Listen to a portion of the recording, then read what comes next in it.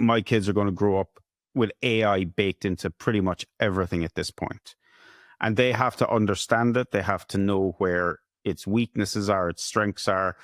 And I think really that is the only way that we're going to get to the point where disinformation and misinformation doesn't have the impact that it does today.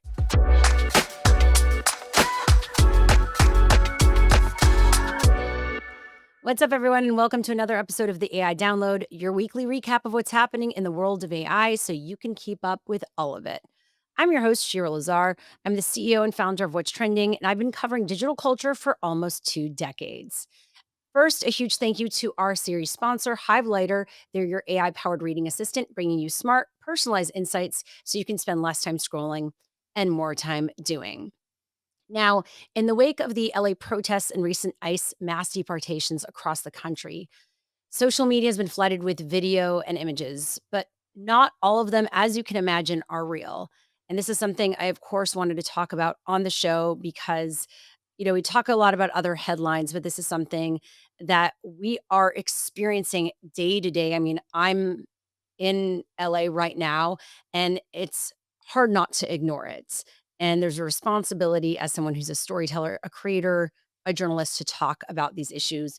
And I thought this was a perfect entryway to do so.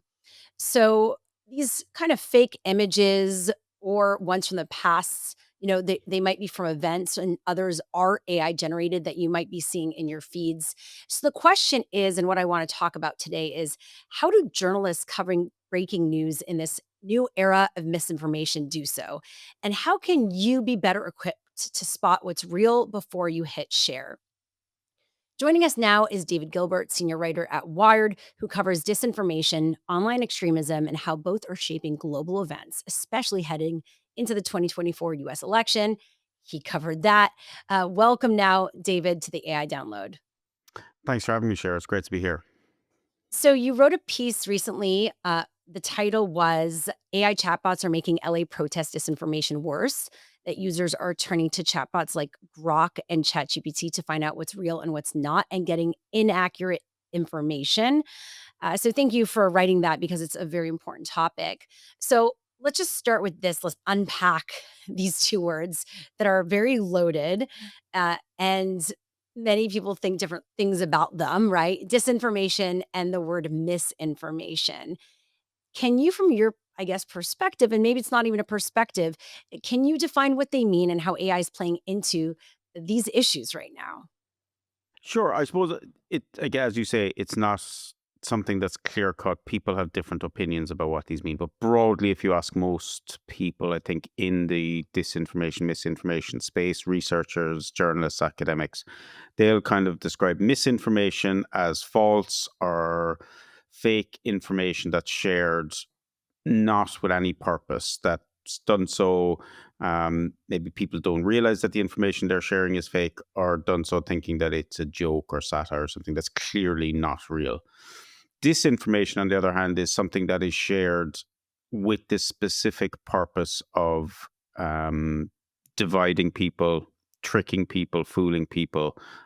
So we have nation states, most famously Russia, who are involved in disinformation campaigns where they have a specific goal in mind and they craft a campaign on social media platforms to push news that is not real. And we see people on both sides of the aisle in the US, on the left and on the right, pushing disinformation.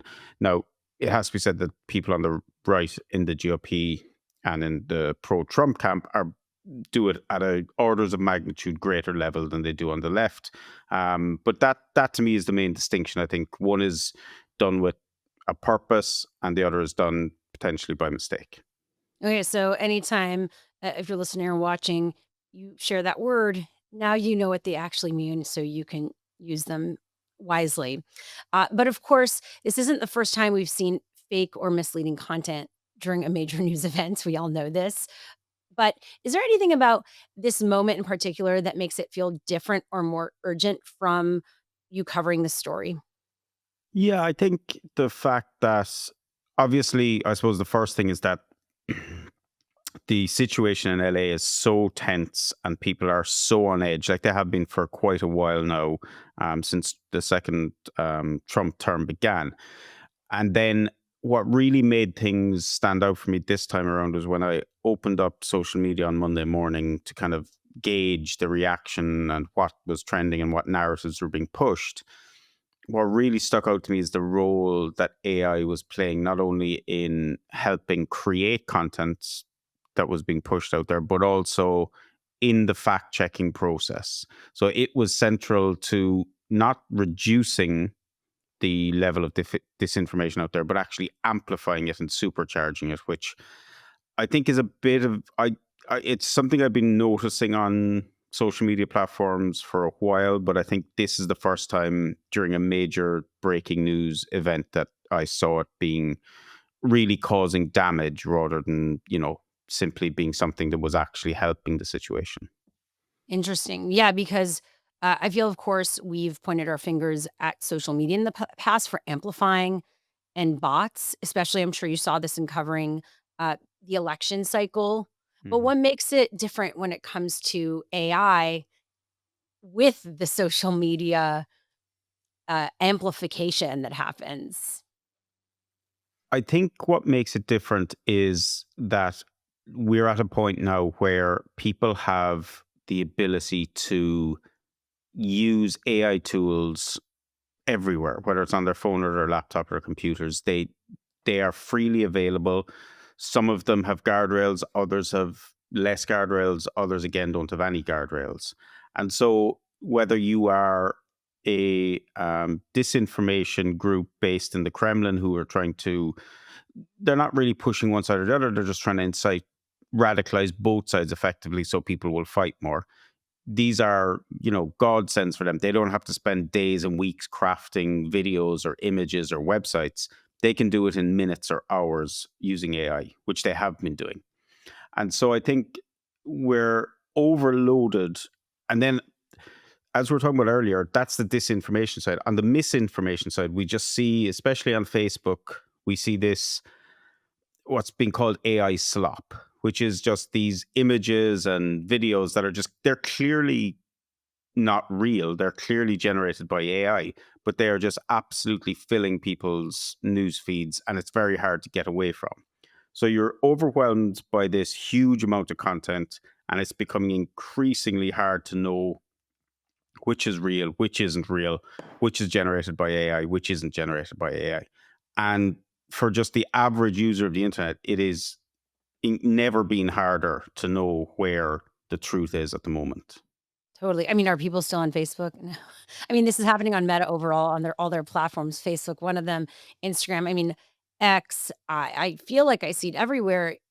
There was a video of an older woman who looked like she spoke Spanish and hitting the police, or it could have looked like the federal guard, hitting their masks. And again, it's so obvious that it's fake. Maybe it wasn't. I mean, you stop knowing, Yeah, right? no, it is, and I know the video you're talking about, and it was fake. And I suppose, if from my perspective, if when I saw it, I was immediately, that's fake. But that's because I look at this stuff day in, day out. Most people don't, because they're got other better things to be doing, which is good. But when you do then have a breaking news situation, such as the LA protests, and people want to know what's happening, they turn to social media. And for years, Twitter, as it was then called, was the place to go where you could get very good, reliable information that would be pushed to the top of the feed, because you had systems of verification. Like, it wasn't perfect, but it was definitely much better than what's there now. Now you open X, as it's known now, on Monday morning, and you're just flooded with grifters and disinformation artists, and you don't know who is behind half of these accounts. Plus, you have real accounts who are pushing false narratives anyway, and they probably know they're false just because they want to get those engagements. They want to get paid by X. They want to get more followers, more clout. And so it's really just this toxic stew of content, and people are left to, well, they're left to themselves to decide, or they can turn to X's own AI chatbot Grok. and ask them if things are real. Okay, so a few things from what you just said. One, how was the approach on Twitter at the time now acts different than it is now? And then how are people using the Grok AI tool within X to help or hurt this? So a couple of things on the pre-Elon Musk Twitter. And to be clear, I wrote a lot of critical things about Twitter at the time because they weren't doing enough, I felt, to stop the spread of disinformation on their platform. But they had human moderation teams who would look at what was happening. They had an algorithm that surfaced accounts, especially around breaking news stories that were verified, such as mainstream news accounts, and experts who are on the ground, who they can verify were on the ground. And that algorithm worked really well when breaking news happened, because when you got to the top, the stuff that was there, you could, for 95, 99% rely that it was real, that it wasn't fake. They weren't trying to trick you. So when Elon Musk took over, he eradicated the entire moderation team. He changed the algorithm to boost clickbait and engagement farming. And he, decided that what was most important was um, people having access to the most radicalizing content, not the most reliable content. Or what he So, calls free speech, right? sorry, yeah, free speech as long as you're saying what he wants you to say. Um, so that's what he did, and more recently, what he's done is he's integrated Grok, his the AI chatbot built by his other company XAI, which now actually owns X technically, but let's not get into that. He integrated Grok directly into the system, so people could just tag Grok and ask Grok questions, and so.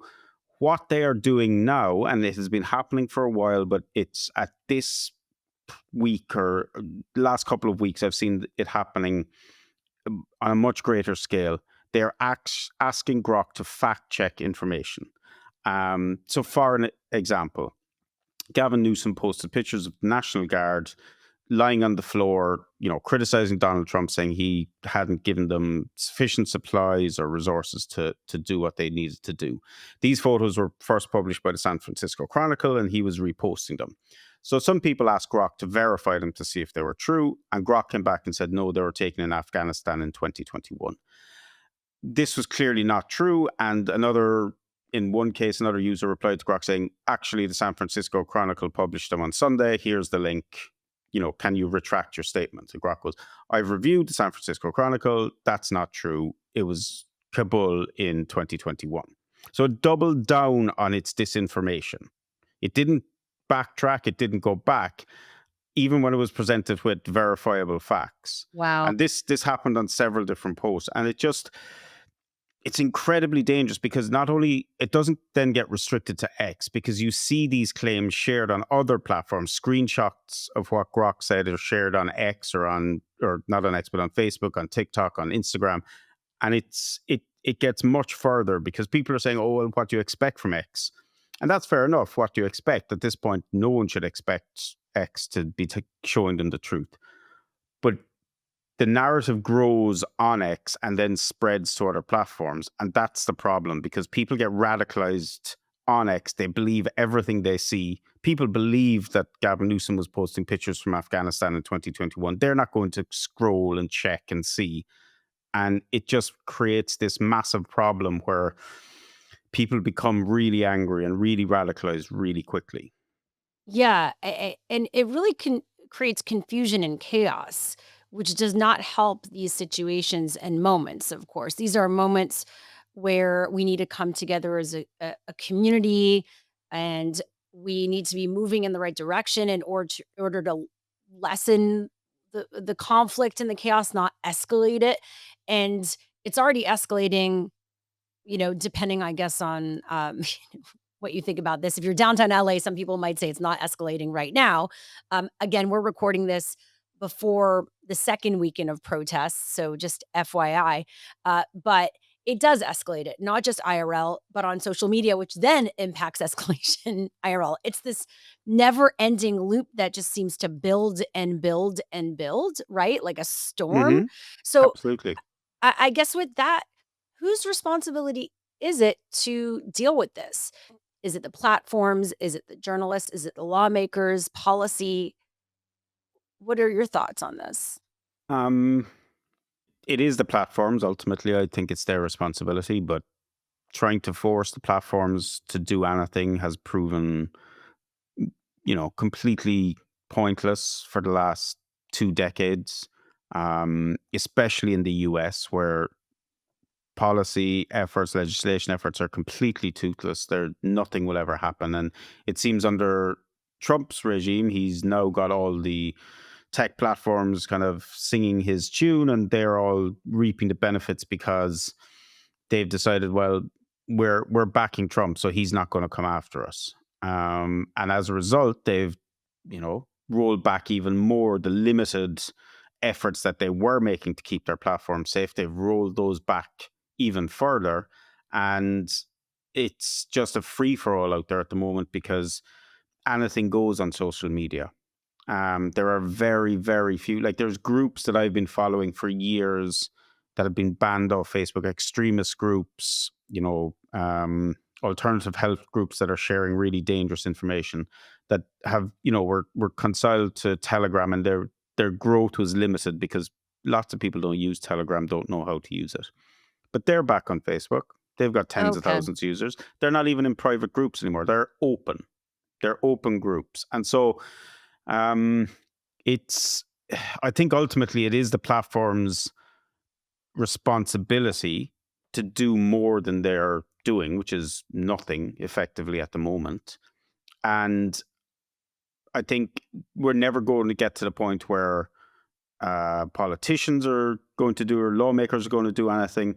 Even here in the EU, they have made much more effort to kind of clamp down. They have actually fined these companies significant amounts of money, but ultimately it has very little impact because these companies are so big that they can pay those fines in perpetuity because it's not really going to affect their bottom line. Yeah, that is the reality. I always say when people ask me this question, I say it needs to be a holistic effort. I feel it needs to be platforms, it needs to be government and policy, and then informing citizens on how to understand a new form of intelligence of sorts of what is right and not right, what is real and not real, right? This is something I think people will start learning early on, hopefully in school, right? When they're much younger. This is gonna be the world that Absolutely. we live in. Yeah, because I think the holistic approach is a nice idea, but realistically, the only thing we can actually change and actually influence, I think, is our own behavior and teaching younger generations, kids, how to critically assess content that they're seeing because they are going to be overwhelmed with content. They're going to grow up like current generations have grown up on the internet. My kids are going to grow up with AI baked into pretty much everything at this point, and they have to understand it. They have to know where its weaknesses are, its strengths are. And I think really that is the only way that we're going to get to the point where disinformation and misinformation doesn't have the impact that it does today. And that means policymakers across the world, putting this stuff in curriculums from a very young age. And it's happening in Yeah. some countries, but not enough. Yeah, I agree. I think we're at the beginning, but we're still seeing the impacts of it, unfortunately, and there will be people who we'll have to we'll deal with the repercussions now before the solutions are created, unfortunately, are the example. It's which is very sad. It's very unfortunate. You mentioned the US, of course, and just want folks to know there is this big, beautiful bill, which is hilarious that we call it that, which is this US Republican tax and spending bill that actually could make it harder for states to regulate AI. So that's currently happening right now. You mentioned EU, other countries are getting this a bit better, but not so much. Do you think there should be this kind of global law or policy? Is that ever going to happen? Because it feels like if this is a global economy, companies might be based in different places, but this is impacting everyone, maybe a global approach. I think at the moment, I feel we've never been further away from a global approach to combating disinformation. I thought we were far away about 10 years ago, but I was being very naive, I think, because right now we're seeing the rise of populism, authoritarianism all across the globe, here in the EU, in the US, um, in Asia, in all parts of the world. And this idea of um, nationality or patriotic nationality, where people are, closing their borders, locking everything down, worried about themselves first and not the globe. So the idea that we're going to suddenly reach across borders and create, the UN Declaration on Disinformation seems sadly a distant dream. Yeah, it sounds like a good idea, but I agree. As I even, do this podcast here in California, Canadian citizen with a green card here, I'm anxious. It's a scary time. This isn't Mm. a podcast about that, but we like to get personal here. I do want But to it go. impacts everything, doesn't it? It because Exactly. you're seeing stuff, even if you're critically evaluating it. If you see enough of it, it kind of seeps in, and so I think it affects people. And there must be so many people in the US right now who are absolutely terrified of what's going to happen. Totally. And then you stop speaking out, and then that's how it starts, right? Yeah, absolutely. And like, people are afraid that Christy Noem is going to turn up at their doorstep dressed in combat gear with an AK-47 and drag them out of their house, because that's what she's trying to portray. She is kind of, it's as one of my colleagues wrote this week, it's, the reality TVification of government. Wow. Yeah, that is real. And even as journalists are now being targeted. I don't think anyone, if they do their job well, will stop covering things, but these are real fears, especially if you have a Mm, family and a life and all these things. It I might think I think it's impact happening that way. already.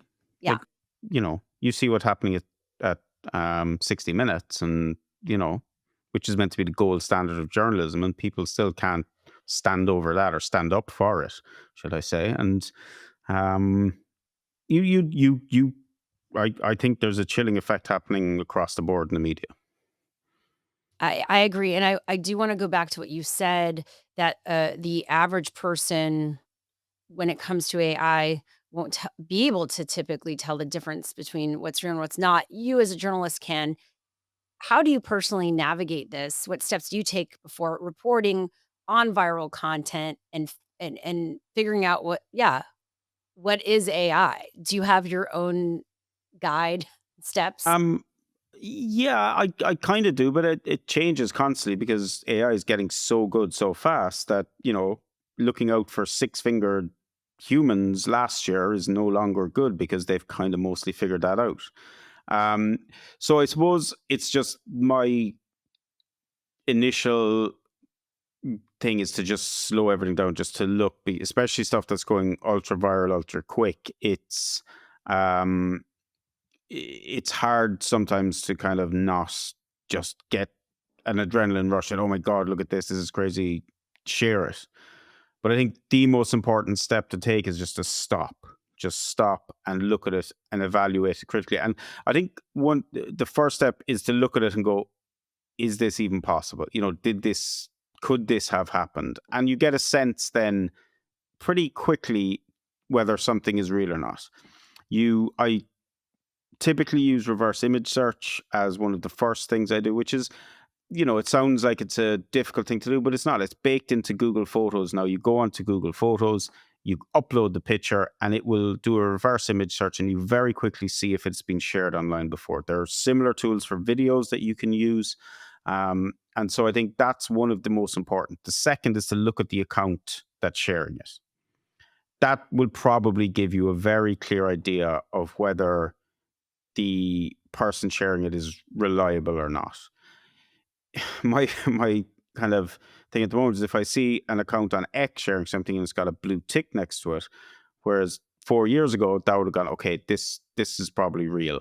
Now this is probably not real, because Yeah. those blue ticks are an indication of the person is getting paid by X for their content. And so they are interested mostly, there are obviously some blue ticks who are not doing this, but mostly for engagement farming, clickbait, and they're just posting stuff without verifying it. So they're the kind of steps initially that I take to kind of prevent myself from being fooled. But I have been fooled. I've shared stuff, not in an article I've published, obviously, but in Slack with my colleagues saying, look at this, and then had to Yeah, go, totally. oh, and it's embarrassing. But it happens because it's so hard now. I agree. I mean, yeah, and even those check marks, besides being able to monetize, you could pay for a check mark now Hmm. on that platform, and people are buying accounts with check marks. Yep, with huge So followings, yeah, so which that's make them look happening too. So you don't even know if that person that you see is a person. It could be just someone that took over the account to share things. absolutely. And those accounts are boosted in your timeline, so they're more prominent. You're more likely to see these accounts than other accounts, which is, again, a part of the whole radicalization effort that X is kind of seems to be trying to accomplish. Yeah, so I guess, as some advice is not to then go on maybe AI or Grok or any of these things to verify something because that is still being figured out at least now. Maybe the tools will get better at a certain point. It's I'm not saying don't go on it. I'm saying don't rely on it completely. We saw over the last few days just how wrong it can get things. The ultimate goal is always to try and find the original source of any photo or video that was taken. So if you use reverse image search, that will typically show you the oldest version of it. Um, but like AI obviously has uses, and it can give you more information maybe that you don't have, but just use it as part of your information gathering. Verify absolutely everything that it tells you, because we all know AI hallucinates a lot and you don't know where or when it will do that. And so just verify everything. It's the problem is it's laborious, it's time consuming, and a lot of people don't want to do it. Yeah, and, this is happening just like on X on other platforms too, and there's less moderation. They're relying on the community kind of like Reddit. I feel like they're looking at Reddit like Mhm. Reddit does it, where why can't we do it in these other places where the community can flag something, and I guess we'll rely on that. I mean, like, are any other platforms doing it well or I figuring it think out? Reddit's quite successful. But again, it's humans and there are moderators as well as the community to keep everyone in check. There are moderators who will, who are on each subreddit who will delete disinformation or hate speech or stuff that's been shown to be not true. So like it's humans, it's obviously they have automated systems that flag hateful slurs and things like that will automatically get deleted or won't even be posted. But they also have humans working on it, humans who talk to each other, humans who talk to members of the community. The community notes system on X and the one that's being rolled out on Facebook now as well, it's been weaponized. If you look at Elon Musk's tweet out under every single one, he very rarely gets community noted because he has an army of followers who will vote everything down, not on the basis of it being true or not, just on the basis that Elon Musk said it, so it's okay. And so it doesn't really work. Even when there's community notes posted on something that has been approved and everyone sees, posts still aren't taken down. The posts just continue to be shared, um, and it just doesn't work. The Facebook one, we don't know yet if it's going to work any better. They're basing it almost directly verbatim on the X model, so it probably won't work either. Yeah, and you reference a resource like leadstories.com for fact checking. Hmm. Does that help? Are there any other It resources absolutely people should does. know about? Like it's kind of papering over the cracks to an extent because there's so much disinformation now. But for the really big ones, for a lot of the stories that are the narratives that I talked about in my piece, PolitiFact or Lead Stories, they had fact checks on it, and they're like, in one case there was a GOP member who posted a image of bricks, claiming that they were, this idea that George Soros is funding bricks for protesters to throw at police. And he posted saying, "Oh," and no one is, or people are saying these protests aren't organized. It turns out the picture was taken in New Jersey, which is where the GOP member lives, by the way. Oh, okay. And then Lead Stories, one of their journalists went and found the pile of bricks and took a picture and showed everyone. And it's like, okay, this is it. You go on to X, and Grock is saying, yes, this was found at a store in Paramount in Los Angeles, and people are using it to throw at bricks. So it's like, it's just completely opposite worlds. And like these outlets like Lead Stories and PolitiFact and AP and Reuters do a lot of fact checks as well, do really, really important work. And in a lot of cases, they were funded by Facebook up until earlier this year, when Facebook decided we're not going to fund it anymore. Meaning like monetization of a lot of these. Is that what you No, mean? they funded directly these fact-checking organizations. Oh, yes, I think And I knew that. Yes, as yes. part of their rollback of not fact-checking their own content anymore, they also pulled the plug on the funding for all these organizations. And some of them are going to keep going, limping along, whatever funding they can get. They're not going to get any funding from the US government now either. So there's going to be less and less of them. And there were already very few compared to the amount of disinformation. So, yeah. Is there a uh some positive to this? Like any sort it feels very like, where are we heading, right? So I guess what's the silver lining here? Is there? Oh, silver lining is strong. I the silver lining, I think, the one hope I have is speaking and talking to younger people, teenagers. They are very, very aware of how the internet works and how it can work against them, and how it can be weaponized against them, and that they should not, unlike the previous generation, just be sharing every single moment of their life constantly.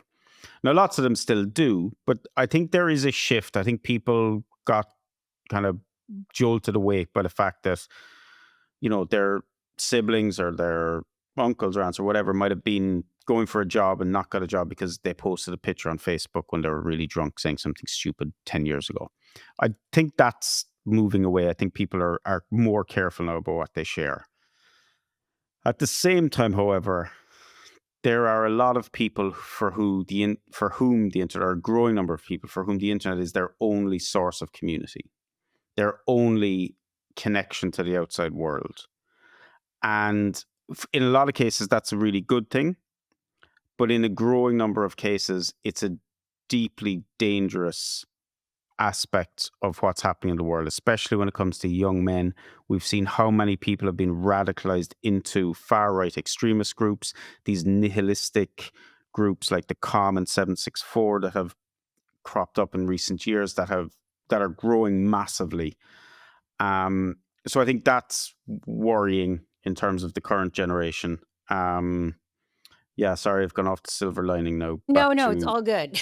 I mean, back to the fact that it's really this is the depressing. reality. I know we've talked a lot about, what AI is doing and the bad it's doing when it comes to these things, and these moments in news. Is there anything good that it helps with, or even for you as a journalist right now or in newsrooms? Lots of newsrooms are using AI right now. I don't use AI tools at all. Um, I just don't find them helpful. For my workflow, like. I guess I can't just ask a chatbot to go out and find examples of disinformation that is being spread by AI. It's probably against our terms and conditions or something. But I don't really use them for my work because I don't find it helpful. Some newsrooms, I guess, are using AI. I think there's this prevailing theory that AI is inevitable, I think, and that it's going to be everywhere very soon, if it's not everywhere already. And that'll be interesting to see, I think, in the next 6 months to a year, how those tools develop. Yeah, it's interesting. I heard the head of AI for the New York Times speak at South by, and he referenced some really interesting tools besides workflow tools, but that helped journalists covering a war zone identify these areas that were bombed, et cetera. And it was able to do that better than the human eye. So I think in that case, you're working alongside AI possibly to gather that information and be more specific, Absolutely. I think if possibly. you have built specific tools for the thing that you need to do better, then they're absolutely going to be, help your work. Yeah. In the end, the hope is, having people on the ground seeing things, but then I think there's just a lack of trust depending on your biases, right? That is what that person is it what they're saying true on either side of the aisle, and it's really that is concerning as well. If we can't trust tech and we also can't trust each other, where are we? Right? Yeah, we're right here, I think, at that point right now, because it's incredible how little trust people have, not only in the media, but just generally in what they see and what they Yep. hear. No matter what they see or hear, I think people, because of, as you say, their biases are baked in now. They're in one or two camps. That's it. You can't, there's no kind of opening yourself up. And if you see something that doesn't agree with your narrative, then you're going to question it no matter where it comes from. Yeah. And if you see something that agrees with your narrative, you're going to agree with it no matter where it comes from. So if you could give folks listening and watching one rule of thumb before they hit share, what would it be? Um, First of all, why are you sharing it? Second of all, if it is, something that you want to share. Second of all, go through the steps I mentioned, look at the account that's sharing it, try and find where it came from originally. If it is from an account that is posting for the first time, such as a video from, a breaking news story, check the account. Has it shared? If you scroll back, you'll very quickly see what the account is about.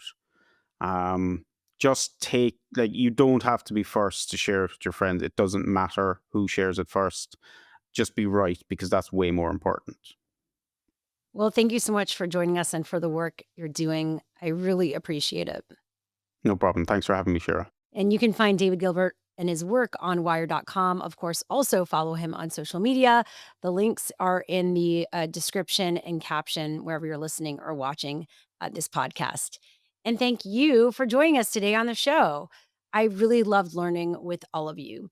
Thanks again to our series sponsor, Hivelator. You've got to check out the AI download collection. We've basically curated the top headlines from the previous episodes because we didn't really cover headlines, although we do have some articles from this episode that we reference. So once you go to that link, it's really easy to read more about these stories or share them with your friends or even colleagues. So click the Hivelator link in our show notes to get smarter. Thank you also to Muso Media for producing and editing this series. Check them out at musomedia.com. If you love this episode, please subscribe, rate, share it. It helps me growing the show independently. We've got so much more coming your way. I'm Shira Lazar, and we'll see you next time on the AI Download.